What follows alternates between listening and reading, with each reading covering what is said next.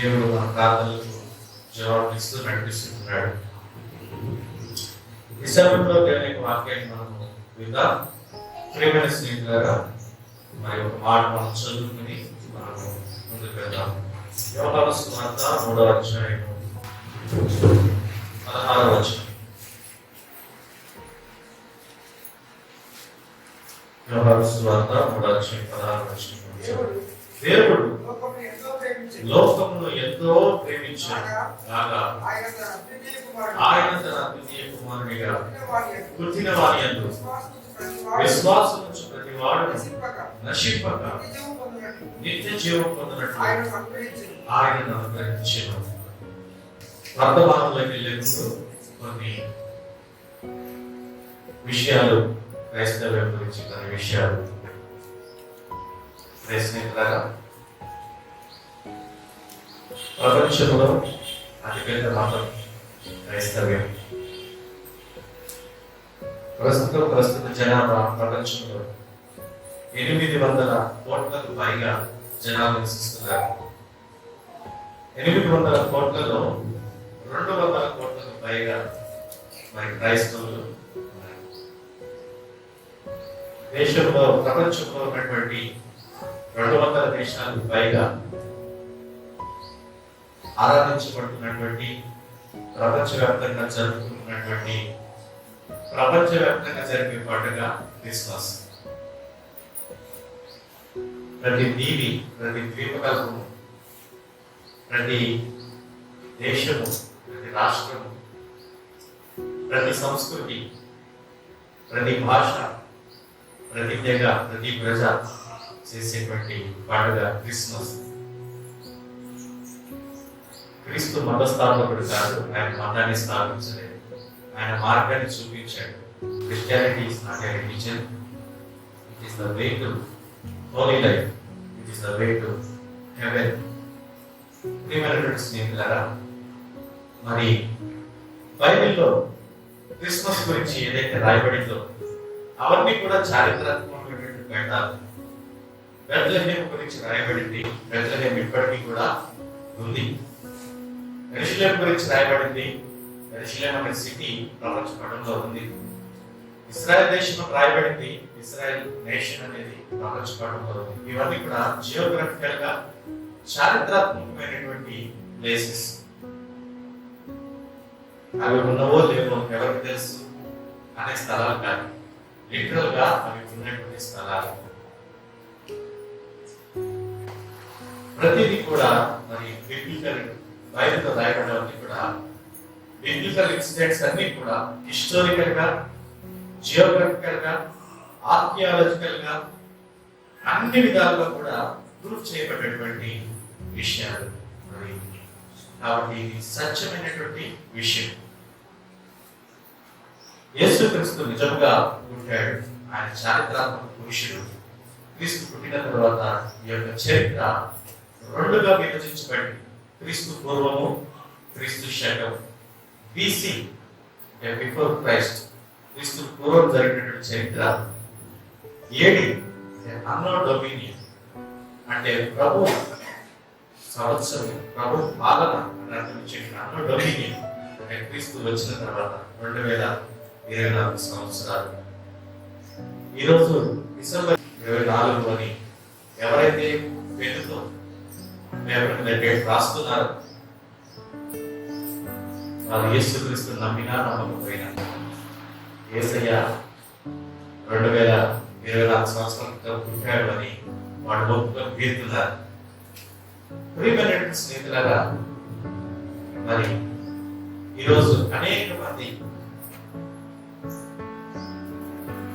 తెలుసుకుంటున్నటువంటి సత్యమైన మార్గము క్రైస్తవ్యం. దీనికి మతంతో సంబంధం లేదు, కులంతో సంబంధం లేదు, ప్రాంతీయతతో సంబంధం లేదు, భాషలతో, దేశ భాషలతో సంబంధం లేదు. ఇది అందరికీ కూడా అవసరమే. యేసుక్రీస్తు ప్రపంచ నడిబొడ్డులో ఆయన సిటీ, ప్రపంచ పట్టణంలో ఆయన ఇశ్రాయేల్ దేశం అనేది ప్రపంచ నడిబొడ్డులో ఎందుకోసమో తెలుసా? మధ్యలో ఎదుర్కొన్నదంటే మనకు అక్కడ నుండి రక్షకుడు అనుకుంటాడంటే ఆయన అందరికీ కూడా కావలసిన వాడు.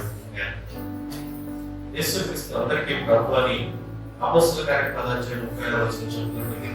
అయితే ఈరోజు క్రైస్తవ విషయంలో కొన్ని అబద్ధాలు కూడా లేకపోలేదు. కొన్ని అబద్ధాలు ఏమున్నాయంటే ఇది ఒక విదేశీ మతం. మన దేశంలో యేసు ప్రభు పుట్టకపోవచ్చు, కానీ ఆయన మన కోసమే పుట్టాడు. ప్రైజ్ ది లార్డ్, హల్లెలూయా. రెండోది, వీళ్ళకి చాలా డబ్బులు వస్తాయి అనేటువంటిది ఒక అపోహ. ఒక సహోదరుడు నాతో కలిసి ప్రయాణం చేసేది మధ్య అడిగాడు, సార్ మీకు బాగా డబ్బులు వస్తాయండి కదా అన్నాడు. అవన్నీ వాస్తవం కాదయ్యా. అవునా, మరి ఎందుకు ఇంతగా మీ గురించి ప్రచారం చేస్తున్నారు? వస్తాయని బాబు వేరే విధంగా చెప్తా ఉన్నారంటే, రూపాయి బిళ్ళకి వరుసు బొమ్మ 2 ఉంటాయి, హెడ్స్ అండ్ టైల్స్ 2 ఉంటాయి. ఒక పక్క తెలుసుకుంటే సరిపోదు, రెండో పక్క తెలుసుకున్నప్పుడే నిజాలు తెలుస్తాయి అని చెప్పినప్పుడు అవునా అని చెప్పాడు. చెప్పబడుతున్నవన్నీ నిజాలు కాదు.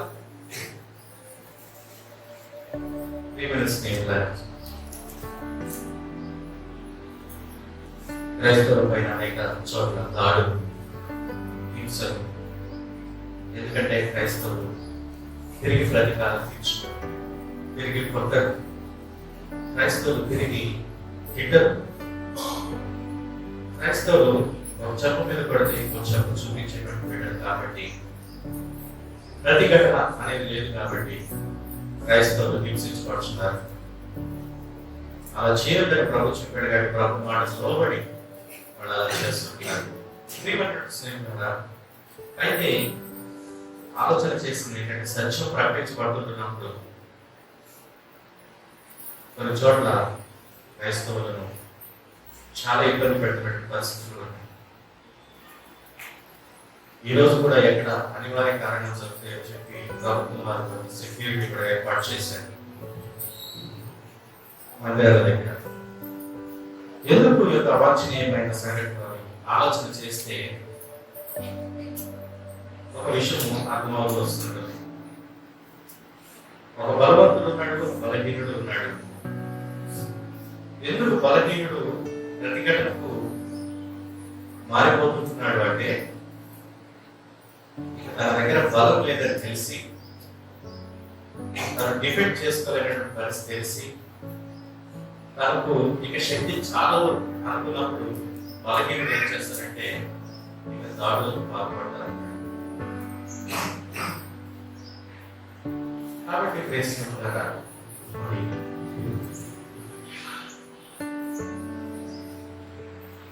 దేవుని బిడ్డలుగా ఈ యొక్క క్రిస్మస్ సంతోషం, ఏ విషయం కూడా క్రిస్మస్ సంతోషం అవ్వచ్చు, ఏది కూడా దొంగిలించబడదు. ప్రైజ్ ది లార్డ్, హల్లెలూయా.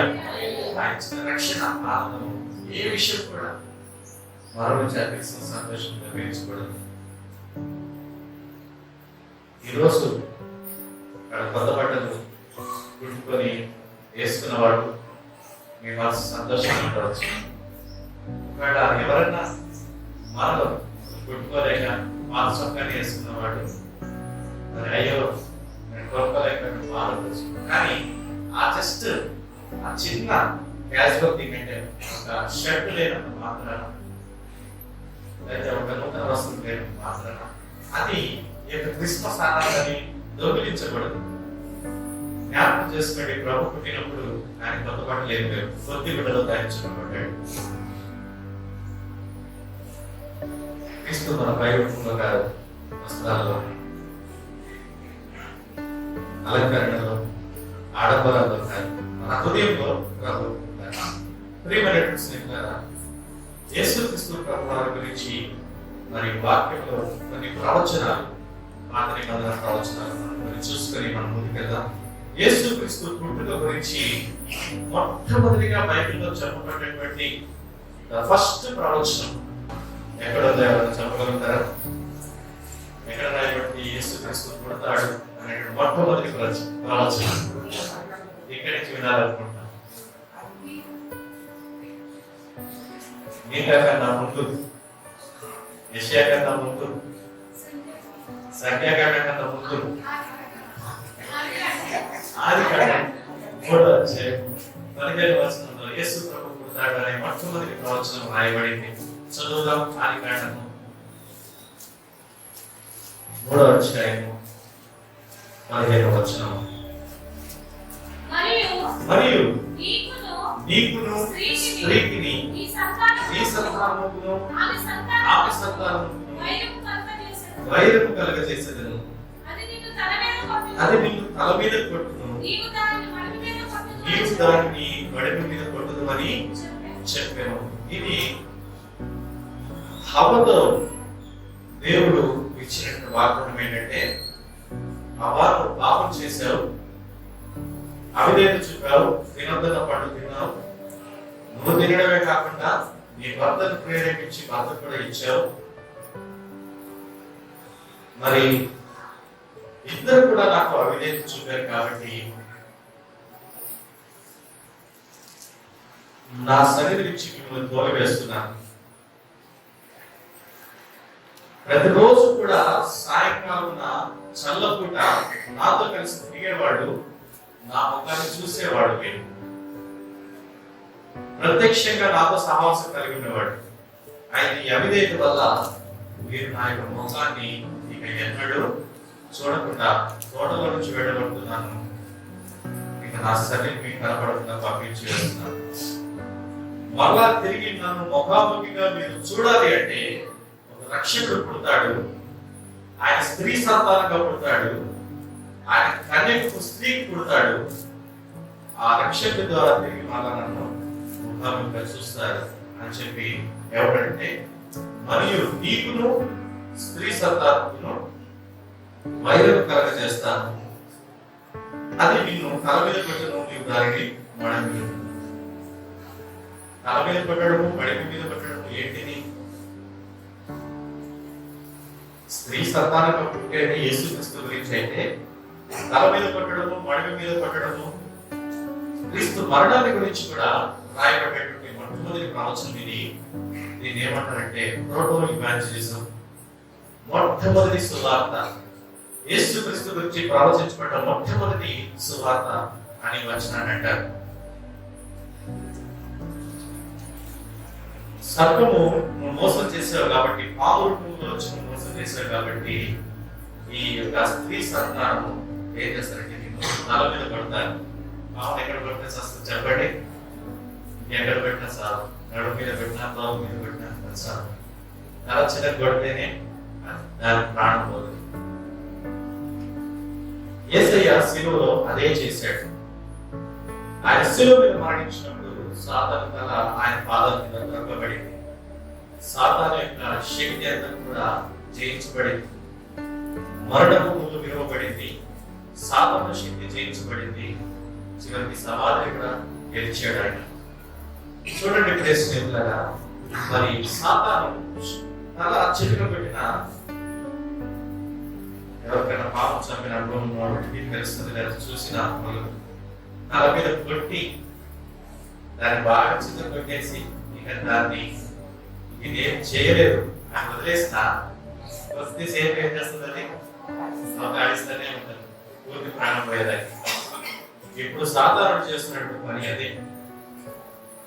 ప్రభు శిలువ పైన ఆల్రెడీ సాతాను శక్తిని జయించాడు, లేకపోతే దాన్ని అణిచివేశాడు. అయితే ఈ కొంతకాలము ప్రభు రాకడ వరకు కూడా వాడు ఏం చేస్తున్నాడంటే కొద్దిగా ఆడిస్తాడు.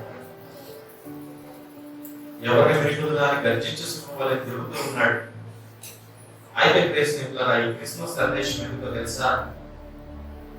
ఎవరు కూడా తప్పిపోకూడదు, ఎవరు కూడా మరి ఆ యొక్క ప్రభు యొక్క రక్షణను జార విడుచుకోకూడదు.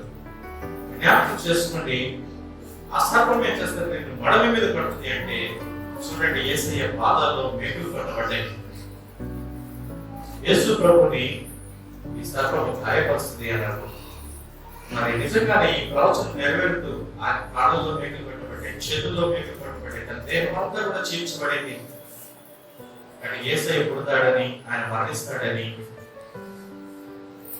సాధారణ సంబంధికులకు, దేవుడి సంబంధికులకు ఎప్పుడు కూడా వైరం జరుగుతూ ఉన్నదని ఈ 3:15 వచనం మనకు స్పష్టంగా తెలియజేస్తుంది. మరొకసారి చదవండి ఆయన కూడా వచనాన్ని. మరియు నీకును స్త్రీకిని నీ సంతానమును ఆమె సంతానమును వైరం కలుగజేసేది. తల మీద పెట్టును, నీవు దానిని మడమ మీద కొట్టదు అని చెప్పారు. ఇది యేసయ్య పుట్టుక మరణం గురించి రాయబడినటువంటి ప్రవచనం.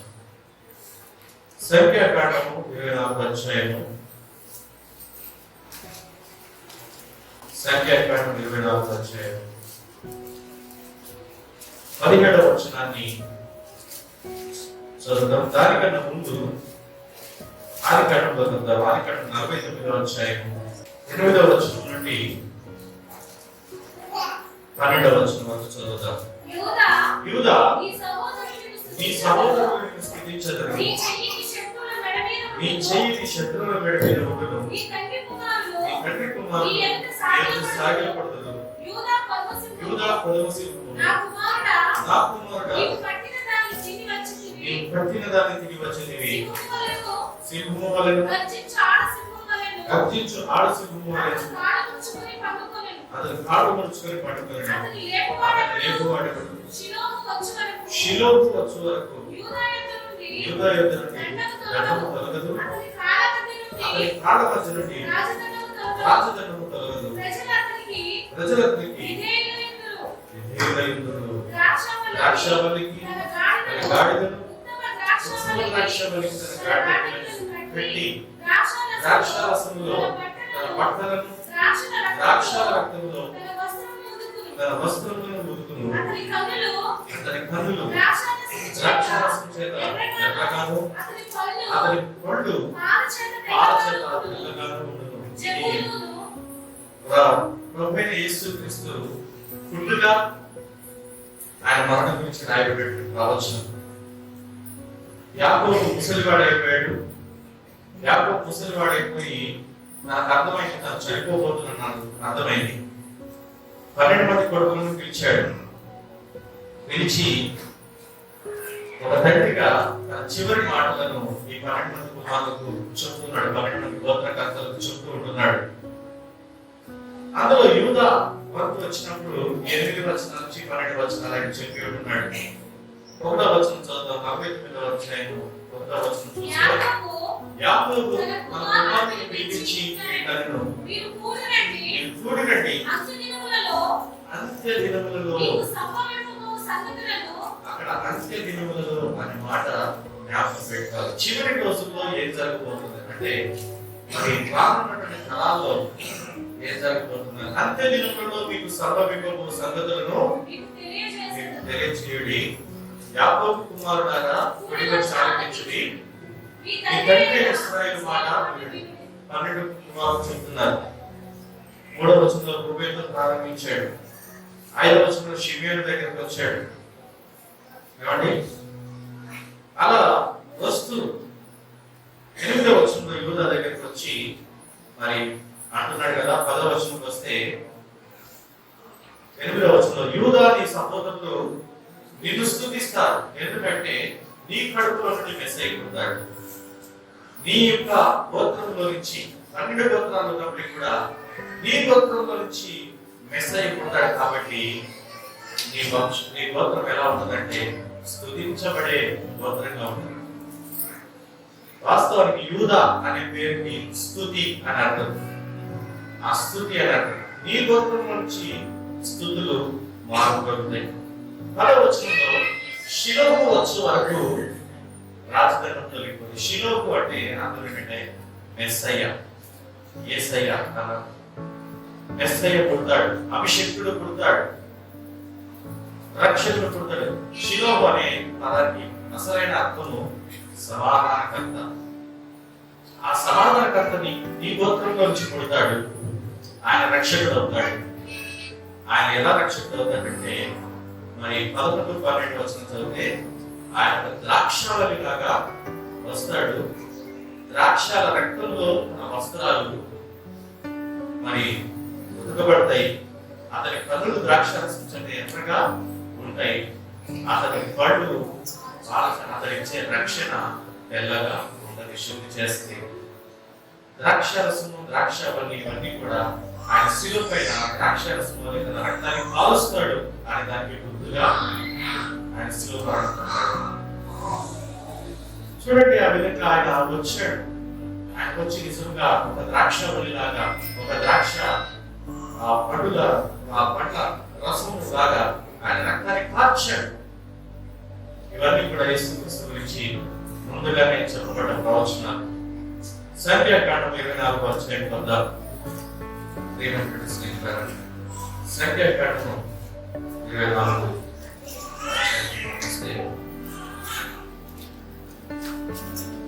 17వ వచనాన్ని మనం చదువుతాం.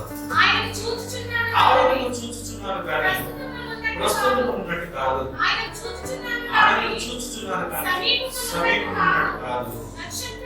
నక్షత్రము యాకోబులో ఉదయించును, రాజదండము ఇశ్రాయేలులో నుండి లేచును. హల్లెలూయా. చూడండి, ప్రేక్షకులారా, బిలాము ప్రవక్త ప్రవచిస్తున్నాడు. బిలాము ప్రవక్త దేవుడి కోసం ప్రవచించాల్సిన ప్రవక్త అయినప్పటికీ కూడా డబ్బు కష్టపడి అన్ని వరకు ప్రవచించడానికి సిద్ధపడ్డాడు. అందులో దేవుడు ఏర్పాటు చేసుకున్నటువంటి ఇశ్రాయేలు ప్రజలను క్షమించడానికి డబ్బు కష్టపడి ఇశ్రాయేలు ప్రజలను క్షమించడానికి సిద్ధపడ్డాడు. అందుకని దేవుడు ఏం చేశాడంటే అతను శపిద్దామని ప్రారంభిస్తున్నాడు, కానీ దేవుడు అతని మాట తిప్పివేస్తున్నాడు. శపిద్దామని వెళ్తున్నాడు ఇశ్రాయేలు ప్రజల్ని, దేవుని వచనమే వస్తుంది నోట్లో నుంచి. దేవునికి స్తోత్రం, హల్లెలూయా. మన దేవుడు ఎంత గొప్ప దేవుడు అంటే శపించే వ్యక్తిని కూడా మళ్ళా దీవించే వ్యక్తిగా దేవుడు మార్చగలుగుతాడు. 3 దిక్కుల బలిపీఠం కట్టించాడు. ఈ పక్క నుంచి శపిస్తారు, ఈ పక్క ఏ చోటకి వెళ్ళినా, ఏ దిక్కుకి వెళ్ళినా దేవుడు దీవెన వచనమే పలికించాడు. బిలాము అనుకున్నాడు ఈ దిక్కు బాగుంటుందేమో అనుకున్నాడు. ఏ దిక్కుకెళ్ళినా దేవుడు అనుమతించలేదు. చూడండి, ఈరోజు దిక్కుల్ని నమ్మేవాడు ఏమిటి? అన్ని దిక్కులు కూడా దేవుని స్వాధీనంలో ఉన్నాయని నమ్మాలి. దేవునికి స్తోత్రం, హల్లెలూయా. అన్ని దేవుని సృష్టి. అయితే అంటున్నాడు, నక్షత్రం యాకోబులో ఉదయించును, రాజధాని ఇశ్రాయేలులో నుంచి. ఈ నక్షత్రం ఎవరు కాదు, ప్రభువైన యేసుక్రీస్తు. ప్రభువైన యేసుక్రీస్తు యాకోబులో ఉదయిస్తాడంటే యాకోబు సంతానంలో నుంచి ఆయన పుడతాడు. యాకోబు సంతానం నుంచి పుడతాడు అని ప్రవచించబడితే మరి ఆయన ఎక్కడ పుట్టాడు? ఏషవ సంతానంలో పుట్టాడా, లేదా ఇంకా వేరే యాకోబు సంతానంలో పుట్టాడు? కాబట్టి యాకోబు సంతానంలోనే పుట్టాడు. నక్షత్రము యాకోబులో ఉదయించును, ఈ నక్షత్రము యేసుక్రీస్తు గుర్తుగా ఉంది. అద్భుత రీతిగా యేసుక్రీస్తే నిజమైన నక్షత్రం ఉండగా జరిగినటువంటి ఇంకొక అద్భుతం తెలుసా? ఇంకొక వింతైన నక్షత్రం ఆకాశంలో వెలుస్తున్నాయి. హల్లెలూయా. ఆ నక్షత్రం చూసి ఎవరు వచ్చారు? ఏ దేశం జ్ఞానులు? తూర్పు దేశం జ్ఞానులు. అసలు ఈ తూర్పు దేశం జ్ఞానులు ఎవరని చర్చ జరుగుతూ ఉంది, పెద్ద రీసెర్చ్ జరుగుతూ ఉంది. అనేక వ్యక్తులుగా చెప్పేవాళ్ళు ఉన్నారు. నాకు అర్థమైనటువంటి స్నేహితులారా, నేనేమనుకున్నానంటే కెతురకు పిల్లలు పుట్టిన తర్వాత ఇస్సాకు పెళ్లి చేసుకున్న అబ్రహాం ఏం చేశాడంటే మిగతా పిల్లలందరినీ పెద్దల పిల్లలందరినీ పిలిచి వాళ్ళకి బహుమతులు ఇచ్చి తూర్పు దేశాలకు పంపించేశాడు. అని అబ్రహాం సంతానం వాడు కూడా తూర్పు దేశాలకు వాడికి పంపించేశాడు. ఎందుకంటే ఇస్సాకుకి ఏ మాత్రం ఆటంకంగా ఉండకూడదు, ఫ్యూచర్ అని వాళ్ళకి ఇవ్వాల్సినవి ఇచ్చేసి బహుమతులు ఇచ్చి అబ్రహాం పంపించేశాడు. అయితే ఆ అబ్రహాము సంతానం నిరీక్షిస్తున్నారు. మనకు రాజు పుడతాడు, రక్షకుడు పుడతాడు, యాకోబులో పుడతాడు, అబ్రహాము సంతానంలో పుడతాడు. బహుశా అబ్రహాము సంతానమే రాజు అని దేవుడు ఎంత హెచ్చించాడంటే అబ్రహాము కడుపున పుట్టిన వాళ్ళందరూ రాజులు అయ్యారు. చూడండి, యాకోబు సంతానంలో రాజు, యూదా రాజు, ఇశ్రాయేలు రాజు, ఇష్మాయేలీలో రాజులు అయ్యారు. ఇప్పుడు పెద్దలకు పుట్టిన పిల్లలు ఒకవేళ వీళ్ళే వాళ్ళు అయితే వాడు కూడా రాజులు అయ్యారు, జ్ఞానులు అయ్యారు. దేవుడు ఒక వ్యక్తిని హెచ్చించడం ప్రారంభిస్తే, గణపరచడం ప్రారంభిస్తే ఆశీర్వాదం చాలా గొప్పగా ఉంటుంది. దేవునికి స్తోత్రం చెల్లించండి. హల్లెలూయా. ప్రభు అన్నాడు, నన్ను గణపరచు వారిని నేను గణపరుస్తాను. ఈ రోజు నువ్వు దేవుడిని గణపరచడం ప్రారంభిస్తే దేవుడు నిన్ను ఈ పరిస్థితిని కనపరుస్తూ ఉంటాడు. మన దేవుడు ఎంత పెంట కుప్పల నుండి దీనులను ఆయన లేవనెత్తువాడు. గొర్రెలు కాసుకున్నటువంటి కాపలు తీసుకొచ్చి రాజసింహాసనం కూర్చోబెట్టినటువంటి వాడు. కృంగిన వారిని ఆయన లేవనెత్తువాడు. గుండె చెదిరిన వారిని ఆయన బాగు చేసేవాడు. పడిపోయిన వారందరినీ కూడా ఉద్ధరించేవాడు.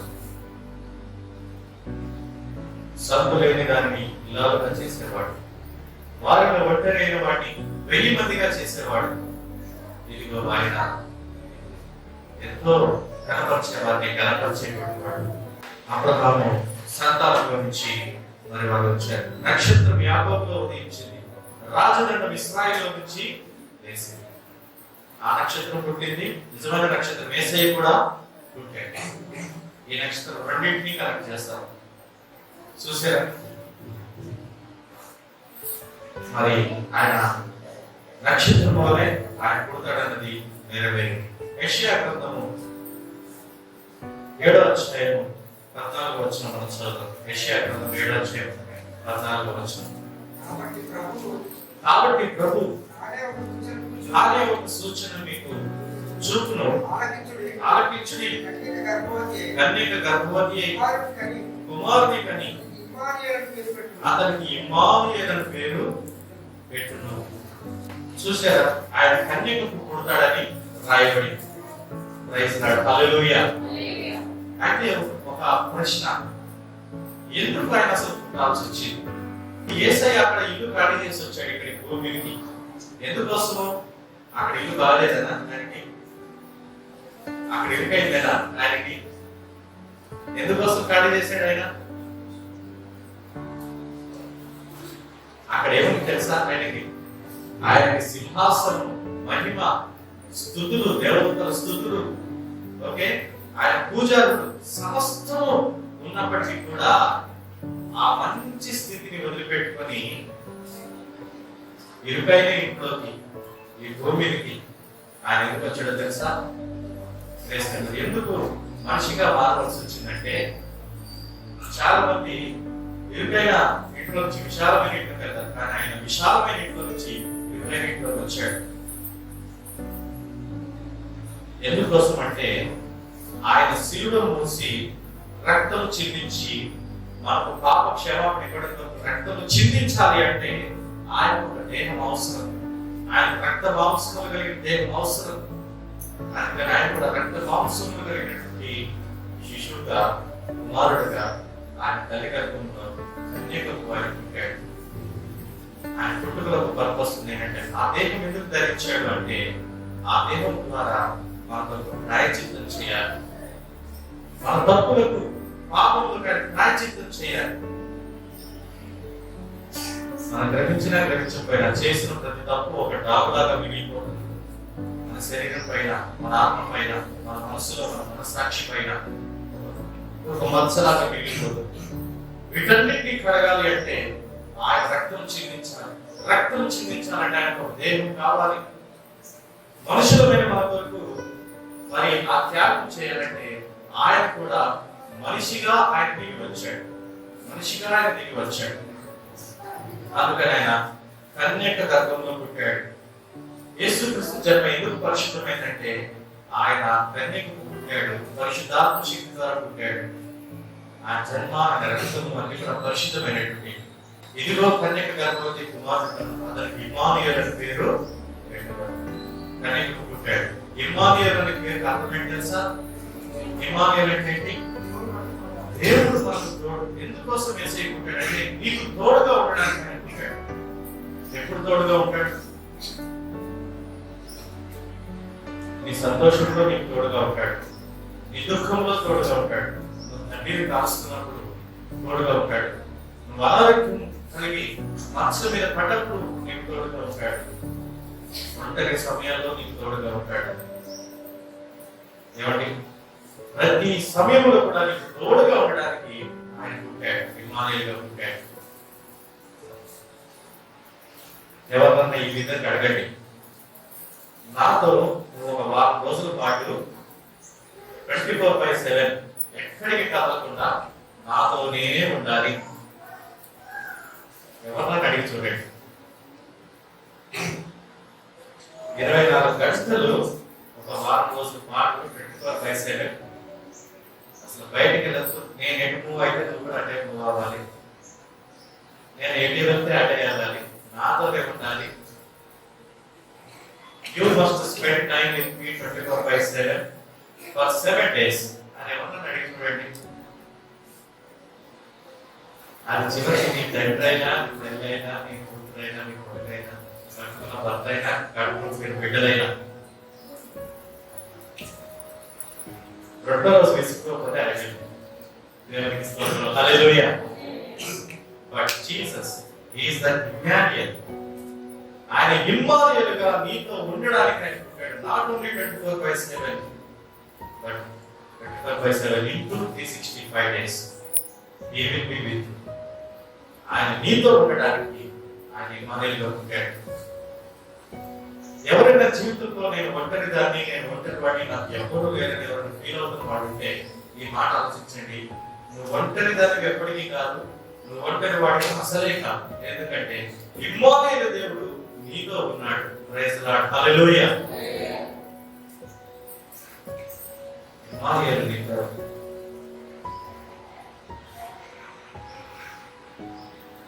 కొంతమంది అనుకుంటారు, మరి ఆయన లేటెస్ట్ గా వచ్చినటువంటి వ్యక్తి కదా, 2024 అంటే 2024 ఇయర్స్ కదా ప్రభు వచ్చి అనుకుంటారు. లేదు లేదు ప్రేసిస్తారు. ఆయన శరీరధారిగా వచ్చి 2024 సంవత్సరాలైంది, కానీ శరీరధారిగా ఈ భూమి మీద పుట్టక ముందు ఆయన ఎక్కడ ఉన్నాడు తెలుసా? పరలోకంలో ఉన్నాడు, ఆత్మస్వరూపిగా ఉన్నాడు, వాక్యమైన దేవుడిగా ఉన్నాడు. ప్రేసిస్తారు. ఆయన శరీరధారిగా వచ్చి 2024 సంవత్సరాలైంది, కానీ ఆయన ఆది నుంచి ఉన్నవాడు. ఇంకా చెప్పాలంటే అనాది కాలం ఎప్పుడంటారు? ఆది కంటే ముందు అనాదిగా ఆది కాలం నుంచి ఉన్నాడు. ఆకాశము భూమి పుట్టక ముందు నుంచి, పరలోకంలో దేవతలు చేయబడక ముందే, భూమి మీద మనుషులు, జంతువులు, పక్షులు, సముద్రంలో చేపలు, ఈ సృష్టి ఏది, కొండలు, లోయలు, చెట్లు, అడవులు ఏది చేయబడక ముందే ఆయన ఉన్నాడు. అలాంటి సృష్టికర్త మనిషిగా మారి శరీరం ధరించుకుని అవతారం ఎత్తి, మనిషి అవతారం ఎత్తి వచ్చి 2024 సంవత్సరాలు అయింది, కానీ దాని అర్థము అంతకుముందు ఆయన లేడని కాదు. Is the alpha and omega. ఆయన ఆది అంతము, మొదటివాడు కడపటివాడు అని బైబిల్ చెప్తా ఉంటుంది. చదవడానికి యోహాను సువార్త 1వ అధ్యాయం 1వ వచనం. యోహాను సువార్త 1వ అధ్యాయం 1వ వచనం. ఆదియందు వాక్యం ఉండెను, వాక్యము దేవుని యొద్ద ఉండెను, వాక్యము దేవుడై ఉండెను, ఆయన ఆదియందు దేవుని యొద్ద ఉండెను, సమస్తమును ఆయన మూలముగా కలిగెను, కలిగి ఉన్నదేది ఆయన లేకుండా కలగలేదు. Praise the Lord. హల్లెలూయా. కలిగి ఉన్నది ఏది ఆయన లేకుండా కలగలేదు. యేసు ప్రభు ఎక్కడ ఉన్నాడు 2024 సంవత్సరాల ముందు అంటే? ఆయన వాక్యమై దేవుని యొక్క ఉన్నాడు, ఆయన దేవుడై ఉన్నాడు, సమస్తానికి ఆధారమై ఉన్నాడు, సమస్తం ఆయన మూలంగా కలిగింది, అయితే ఆ వాక్యము మన కోసము ఏం జరిగిందంటే 14వ వచనం చదువుతాం. ఆ వాక్యము శరీరధారి కృపా సత్య సంపూర్ణుడుగా మన మధ్య నివసించెను. ఆ వాక్యం శరీరాన్ని ధరించుకొని మన మధ్యలో నివసించడానికి వచ్చాడు. చూడండి, మనుషులమైన మనల్ని అర్థం చేసుకోవడానికి ఆయన ఏ రూపంలో దిగి వచ్చాడంటే మనిషి అవతారంలోనే దిగి వచ్చాడు. ఎందుకు ఆయన ఇంకొక రూపంలో రావచ్చు కదా. రైతులాడు హల్లెలూయా. ఒక కథ చెప్పబడింది ఈ విధంగా. అది మంచి వేసవి కాలం. అప్పుడే మామిడికాయలు మంచిగా పండుతూ చెట్టు మీద బగుతారు. దారిపోయే ఒక పాటసారి నోరు విన్నట్టు ఆ మామిడి పండు చూడగానే ఇక చెట్టు ఎవరిది తోట ఎవరిని చూడలేదు. ఏమండి, ఆయన చూసిందంతా ఏంటంటే నన్ను ఎవరు చూడట్లేదు కదా అదొకటే చూశాడు. కాబట్టి రాయి తీసుకున్నాడు ఒక కాయ కొట్టుకుందామని. ఆ రాయి కిందట ఆ మండు టెండకి ఆ ఎండ వేడి కట్టుకోలేక కొన్ని చీమలు రాయి కింద తలదాచుకునేయండి. రాయి కింద చల్లగా ఉంటాయి. అతను రాయి తీసేయట. తీసి చెట్టును పట్టుకుపోయేసరికి చాలా చీమలు భయపడి కొన్ని అటు కొన్ని ఇటు కొన్ని ఈస్ట్కి కొన్ని వెస్ట్కి వెళ్ళిపోతా ఉన్నాయి. అప్పుడు ఆ మనిషి అంటున్నాడంట, ఓ చీమలారా, నేను మిమ్మల్ని ఏం చేయను, దయచేసి నన్ను అర్థం చేసుకోండి.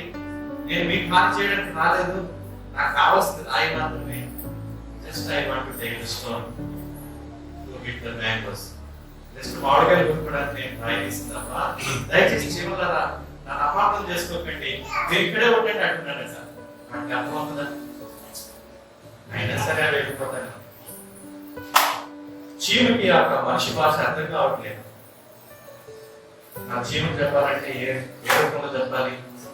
చీమలే వచ్చి చెప్పాలి. అలాగే మనుషులమైనటువంటి మనల్ని అర్థం చేసుకోవడానికి ఆయన ఏ రూపంలో దిగి వచ్చి తెలుసా?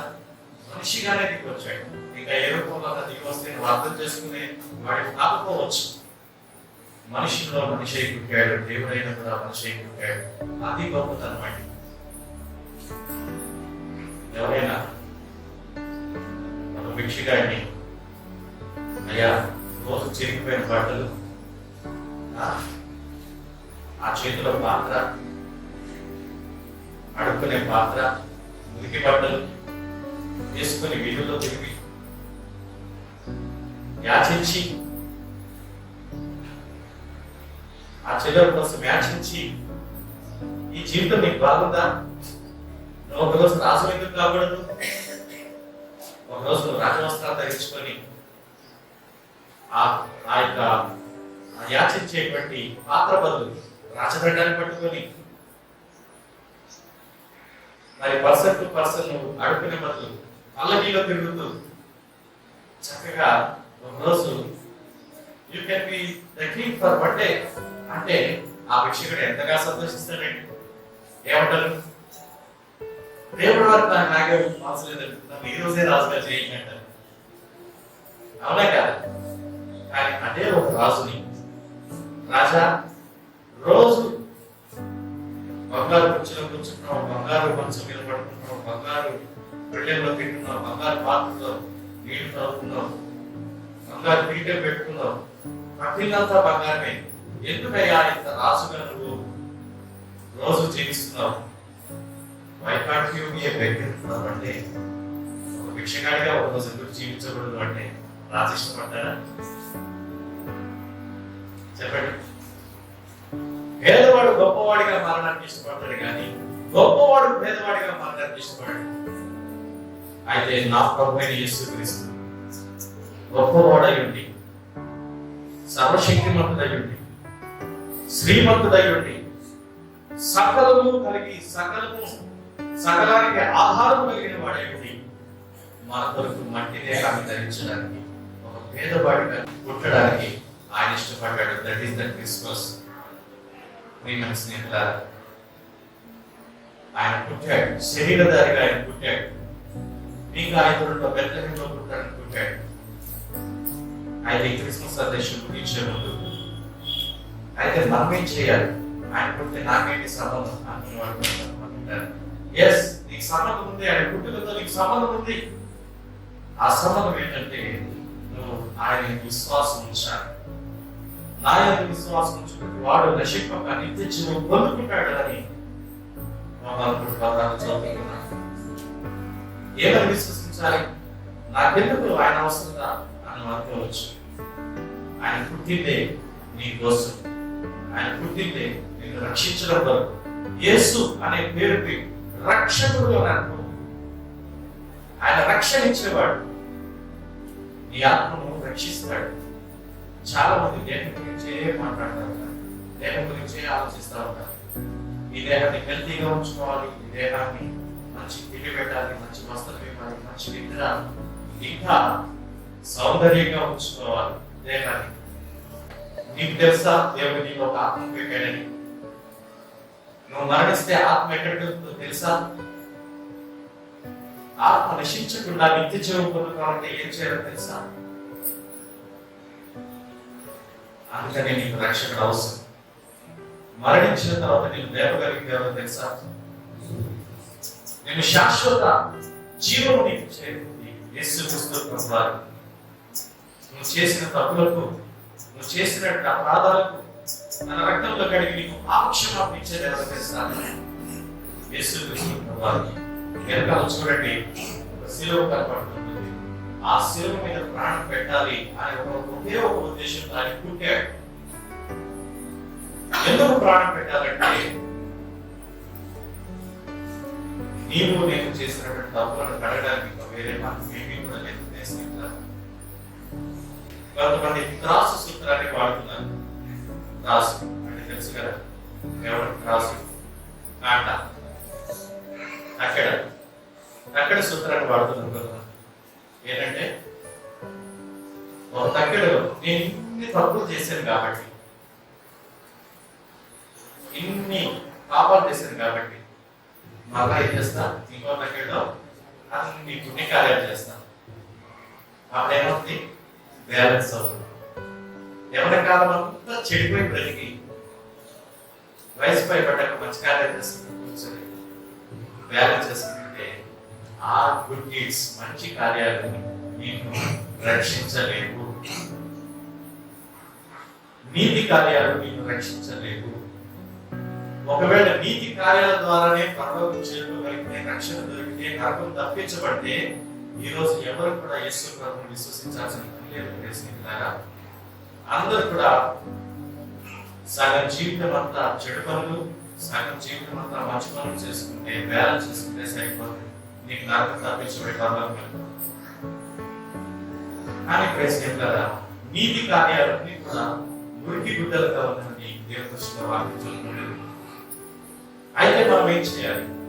ఈ యొక్క పాపం మురికంతా కూడా కడగడానికి ఒకే ఒక మార్గం, యేసయ్య రక్తం. మొదటి యోహాను 1:7 చెబుతుంది, యేసు రక్తము ప్రతి పాపం నుండి మనల్ని పవిత్రులుగా చేస్తుంది.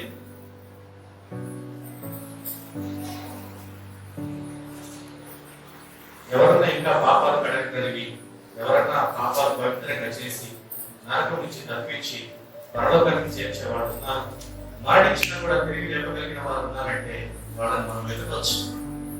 కానీ ఎంత తరచినా చూసినా యేసు ప్రభు తప్ప చరిత్రలో ఇలాంటి రక్షణ కార్యక్రమం గురించి వారు మరెవరు కూడా లేరు. అయితే ఆయన రక్షకుడిగా పుట్టి ఉన్నాడు అని ఒక మాట మనం చదువు. లూకాసు వార్త 2వ అధ్యాయం. ఇదిగో ప్రజలందరికీ కలుగుబాటు మహా సంతోషకరమైన వార్త. 10వ వచనం 11వ వచనం చదువుతాం. అయితే ఆ దూత, భయపడకుడి, ఇదిగో ప్రజలందరికీ కలగబోవు మహా సంతోషకరమైన సువర్తమానం నేను మీకు తెలియజేయుచున్నాను. దావీదు పట్టణమందు నేడు రక్షకుడు మీ కొరకు పుట్టి ఉన్నాడు, ఈయన ప్రభు అయిన క్రీస్తు. ఈ రోజు రక్షకుడు పుట్టి ఉన్నాడు. అయితే ఆ రక్షకుడు ఈరోజు నీ హృదయంలో పుట్టాలి, నీ ఇంటిలో పుట్టాలి. అది నిజమైనటువంటి క్రిస్మస్. ప్రియమైనటువంటి స్నేహితులారా, మరి యొక్క సమయంలో ఆయన రక్షకుడుగా పుట్టాడు. ప్రజలందరికీ కలిగేటువంటి సంతోషకరమైన వార్త. Not only for Christians, not only for a particular group of people. ప్రజలందరికీ కలగబోయే నీకు కూడా సంతోషకరమైన వార్త ఏంటంటే, నిన్ను రక్షించే నీ జీవితాన్ని రక్షించే రక్షకుడు ఉన్నాడు. ఆయన క్రీస్తు. ఈ రక్షకుడు తెలుసుకుంటావా? నీ హృదయంలో చోటిస్తావా? అంగీకరిస్తావా? ఆ శత్రువులు కూడా స్థలం దొరకలేదు, చోటు లేదు. ఈరోజు నీ గుండెలో, నీ హృదయంలో ఆయన చోటు ఉందా?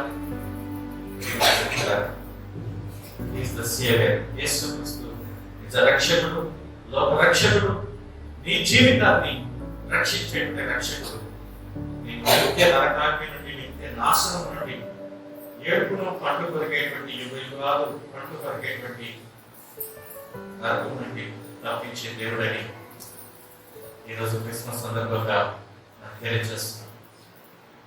క్రిస్మస్ వేళ నిన్ను ఆయన రక్షించగలిగే దేవుడు, నీ ఆత్మను రక్షించగలిగే దేవుడు, నీ పాపమును క్షమించగలిగే రక్షకుడు, నిన్ను నరకము తప్పించగలిగే రక్షకుడు, నిన్ను పరలోకము చేర్చగలిగే రక్షకుడు, నిన్నుగా ప్రేమించేటువంటి రక్షకుడు.